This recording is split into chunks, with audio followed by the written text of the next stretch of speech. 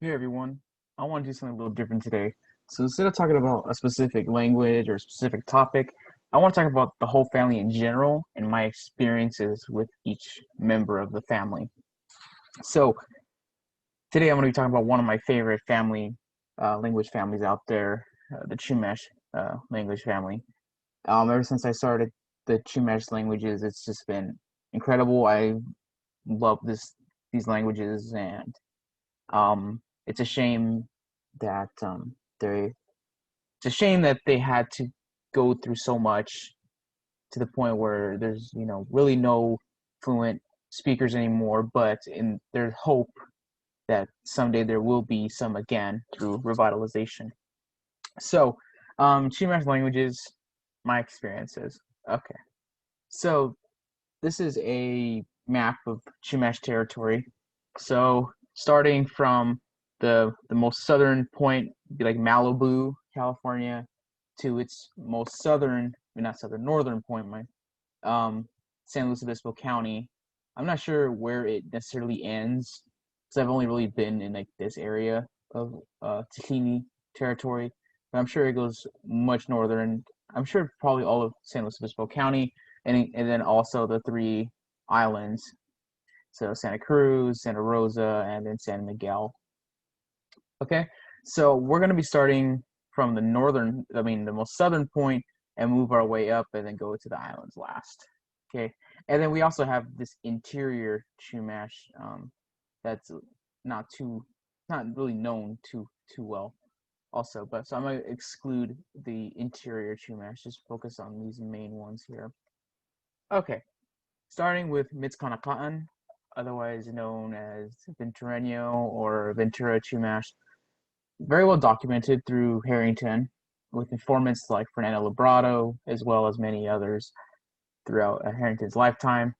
And these pictures here I took on my trip to Tachini, San Luis Obispo, and then Santa Barbara also. So this was in a case, and I included it because it has a little saying here, Lai wa wila ilele. It will always continue. Okay, so very well documented. One thing I noticed about this language is it has very long words. It has really long words compared to the other ones. So an example of this is Hasuyak Palamayu. Okay, again, my miscontent is horrible. He acted as if he were smarter than the rest of us. Okay, or another example is Lokaki Tiwash Chumuyui Hunaash. My blankets are wrapped around me, right? Or wrapped around oneself. I have little experiences with Metskanakan. I've looked at it. I've tried to do study it through grammar and stuff like that, but never really got into it. I mean, again, like seeing words like this, it's like, okay, that's kind of scary. But hopefully in the future I'll go back to it and look at it in more detail, and hopefully, you know, learn something out of it. Okay, so that's Miss Cotton. It's been Terreno. Moving a little bit more north to Schmuwich. Very well documented from J.P. Harrington, with many of his informants, and then even after Harrington's death, Madison Beeler worked with Mary Yee, with who was also an informant of Harrington, his last informant before his passing. And I have some experience with it. It was actually probably the first Chumash language that I looked at um, in detail, and actually got a point to trying to form basic sentences, and stuff like that. And also it's one of the only Chumash languages where well, actually I shouldn't say that, but Mary Yee works with Madison Beeler, and he recorded her talking, and I really love listening to Mary Yee speak. It sounds very nice, and it's one of the only like Chumash languages that you can actually listen to with good quality. Because even when Harrington was recording, and from a long time ago, yeah, you can hear people speak it. Of course, it's quality of 1930 or before and after. So listening to Mary Yee's recordings is great. It's good. I love hearing her speak, do stories or whatever, word lists and things like that. Like the first things that come to my head is pe ansiwus, which means don't talk to him, or he's always talking is semash dichus no one is papawa. Her voice is very soft like that. Semash dichus no one is papawa. Kind of like that. So it's really nice to listen to. So semi experience with the language. I have a grammar done by Applegate as well as a dictionary he's done. And actually, this house here is actually Louisa Ignazio's house, which is Mary's grandma. And there's photos on the internet you can see of Louisa standing in front of this house. So when I was in Santa Barbara, I had to take a picture of it. And I can't believe it's still standing. I can just imagine Harrington with Louisa on this porch, and she's sitting down and he's sitting down, and they're just talking and stuff. It's my imagination went, other places, how beautiful it must have been. Okay, so Shmuich, moving on a little bit more north to Samala. So this is actually a picture. I was going through Santa Ynez, so this is where Santa Ynez would be in Inesenyo, or Samala people would have been in this valley here. Of course, I was just driving through it. I was coming home from my trip through San Luis Obispo to Santa Barbara. Very well documented with Harrington, with the principal informant Maria Solaris. However, I'm not too familiar with it. I have seen it. I've seen his notes and stuff, and the text that he wrote down for her. Her stories are very important. Like I think the story I've seen, it was called The Uprising. So, well, of course, all their stories are important, but one, I think she has a wealth. Everyone has a wealth of stories here, but I haven't gotten deep into it or anything, so I'm not too familiar with it. But it seems very awfully familiar to Shmuich. Okay, so hopefully I can get back to it someday. Okay, that's really all I have to say about Samala. Okay, moving more north now to Parisimenio. I don't know the indigenous name of it, and I don't really have anything that connect with Parisimenio. So here's a picture of the Chumash life at the Santa Barbara Museum of Natural History, and this is the Chumash exhibit. Okay, so language is documented, but I'm not sure how well or it is not documented. I know Harrington worked on the language. However, I think by that time there was really nobody that was their main language was Parisimenio.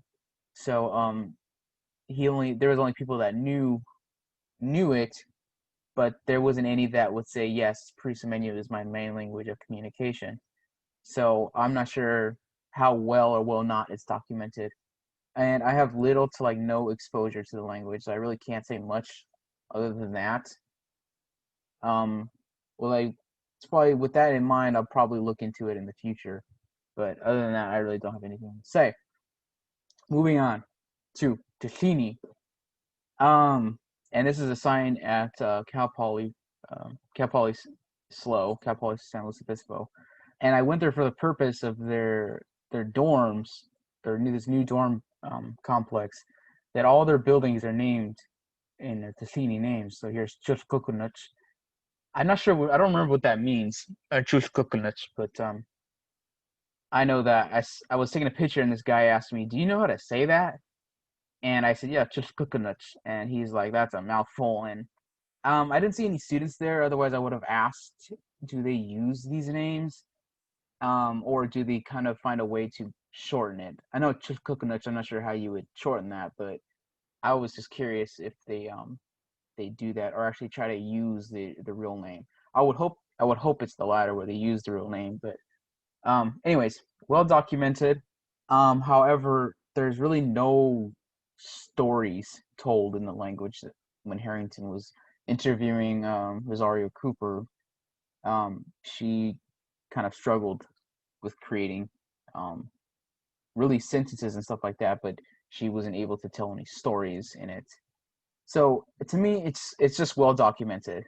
I think There's about 4,000 plus pages on the language, at least by Harrington. Of course, there's others before him, like Henshaw, that also documented it with other people. And it's actually the Chumash language I'm most familiar with. So I can actually, form sentences in my head, and I can talk. Obviously, I'm not talking nonstop in it. I have to think about some things, but I can create, sentences or try to think about how to say certain things in it. So this is the language I'm most familiar with. However, it's very different from the others, with by sounds or just by just words in general. So in most Chumash languages, like the number one, baka, they would say baka, bakas, for number one, but they say shumo, shumo or somo, So already it's different, than ishchom, s2. So other Chumash languages say ishkom or ishchom, and then Kishini, they would say s2. So again, different. Um, and I'm also going through Harrington's notes for the third time. I've struggled so much with this language. I've tried when I first started the language, early 2018, I believe I started. I don't really necessarily remember the exact date, but it was just struggle from the beginning. How to read Harrington's notes, and then I learned that certain symbols look like this, and it's those. It just be all over the place. So I love this language though. I really do. Okay, moving on to the last group, Island Chumash. So one of or not or the least documented Chumash languages in the case of Harrington. Um, so like and obviously I've said this many times with my Limu videos that Harrington was more he did vocabulary and not too much sentences and stuff like that. It's actually the second Chumash languages that I have that I'm familiar with, but still can't speak much. Again, of course, my videos talking about some grammar issues totally suggest that I'm struggling with it.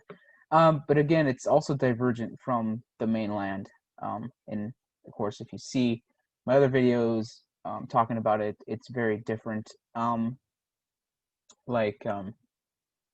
Like the word eat, for example. So like in Tahini, it's like ooh, and I think most of them are ooh, like that.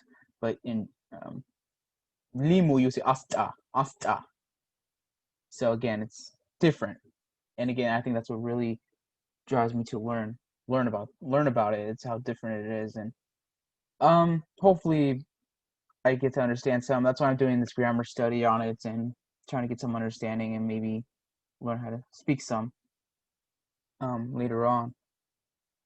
So thank you for watching. I just wanted to talk about these languages and my experiences with them, and just talk about how great they are. All of them are great, and I'm so glad that I have the opportunity to look at them and hear them or learn some. Um, so thank you for watching.